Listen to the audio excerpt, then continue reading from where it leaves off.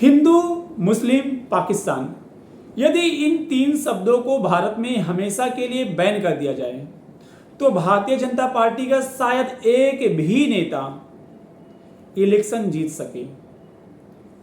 नमस्कार, जय श्री राम। मैं दिलीप उपाध्याय। बीएमसी का इलेक्शन नजदीक आ रहा है और हमेशा की तरह भारतीय जनता पार्टी हिंदुत्व के नाम पर बीएमसी का इलेक्शन लड़ने की घोषणा कर चुकी है।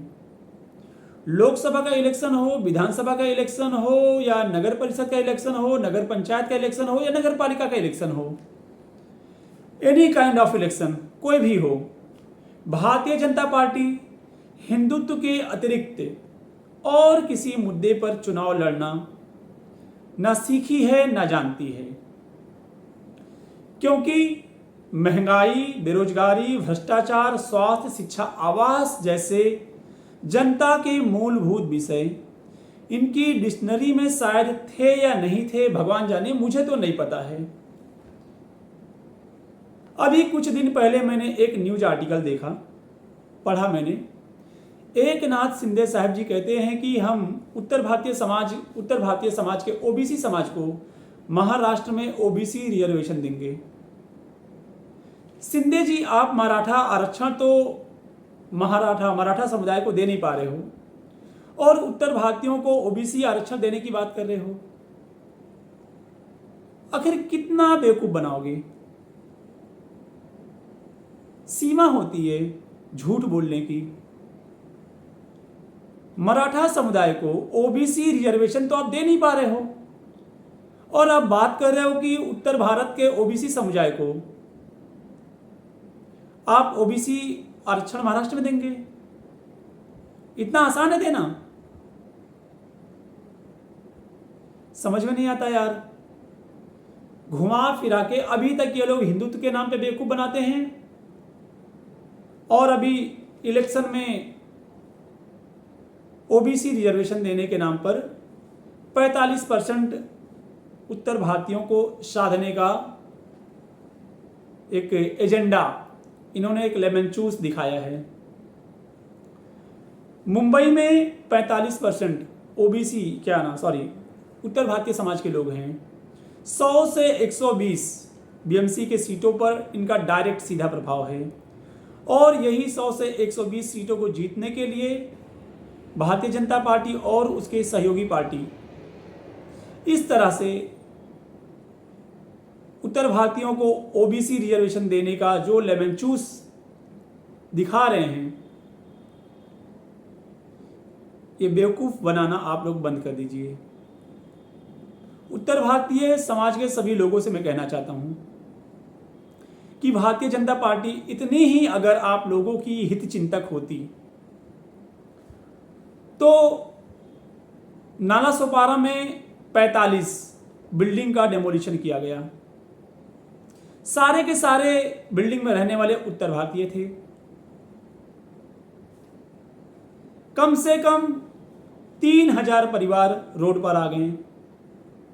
यदि एक परिवार में 4 मेंबर को जोड़ा जाए तो 3 चौक 12,000 परिवार, 12,000 लोगों से आपने उनका घर छीन लिया।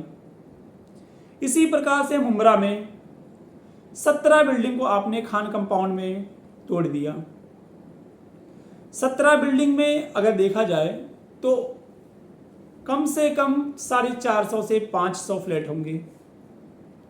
कम से कम आपने यहां भी 5-6 हजार लोगों को लोगों से उनका घर छीन लिया।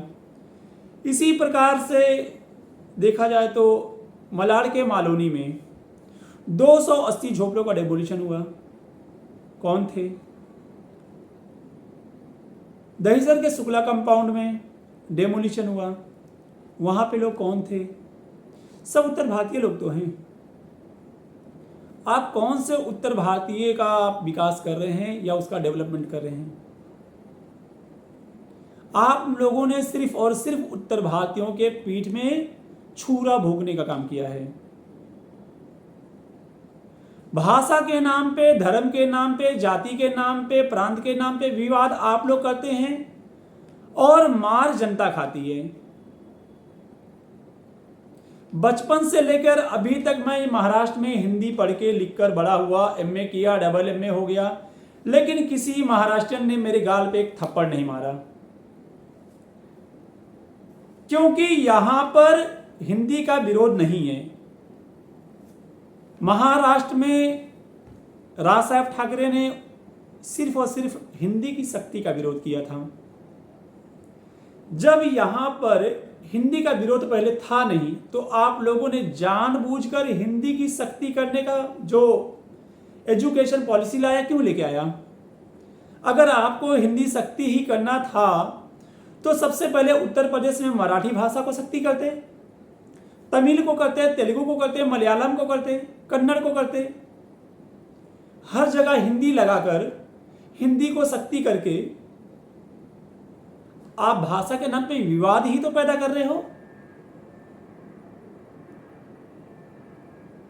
विवाद आप पैदा करते हो और मार हिंदी बोलने वाले, हिंदी भाषी प्रांत के लोग, उनको झेलना पड़ता है। मैं सभी उत्तर भारतीय लोगों से रिक्वेस्ट कर रहा हूं कि इनके बहकावे में मत आइए। ये लोग बहुत ही झूठे, मक्कार, फ्रॉड लोग हैं। हिंदुत्व का इनसे अगर डेफिनेशन पूछ लूं तो इन्हें नहीं आएगा। हिंदुओं के कितने धर्म ग्रंथ हैं, इन बीजेपी के नेताओं को इनसे पूछ लूं तो शायद ही बता सकें।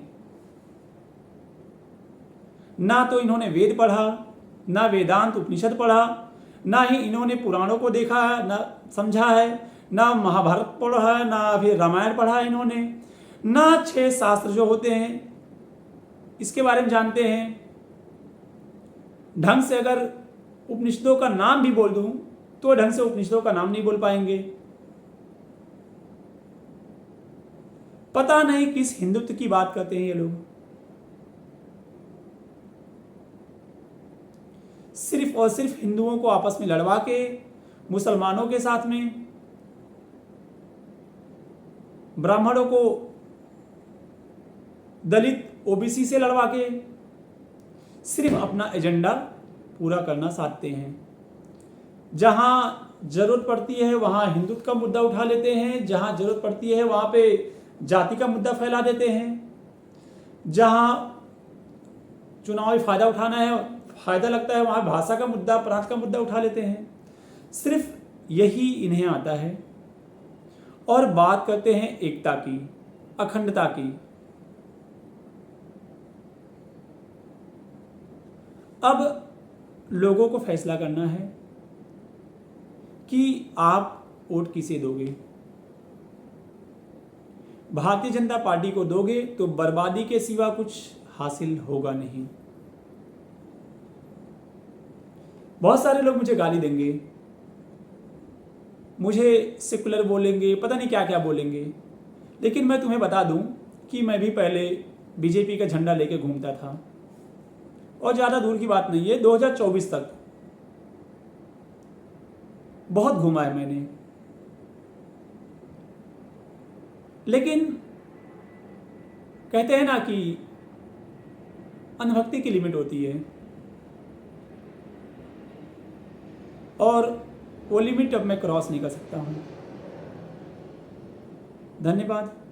जय हिंद, जय महाराष्ट्र।